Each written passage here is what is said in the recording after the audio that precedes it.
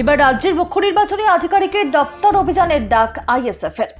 বিবেচনাধীনের তালিকায় থাকা সমস্ত ভোটারদের নাম চূড়ান্ত তালিকায় যুক্ত করতে হবে, আর তা না হলে ভোটের দিন ঘোষণা করা যাবে না। এই দাবি নিয়ে আজ সিইও দপ্তর অভিযান আইএসএফ এর।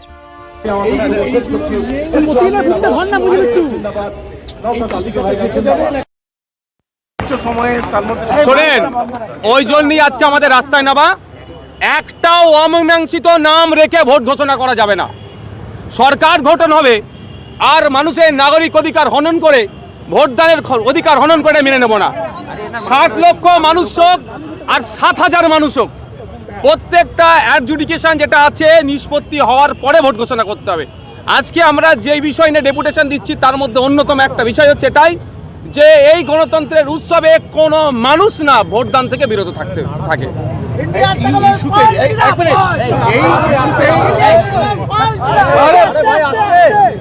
এই ইস্যুতেই আগামীকাল থেকে রাজ্যের মুখ্যমন্ত্রী মমতা বন্দ্যোপাধ্যায়, যেখানে তিনি ঐতিহাসিক ধর্ণা কর্মসূচি নিয়েছিলেন মেট্রো চ্যানেল, সেখানে তিনি বসছেন।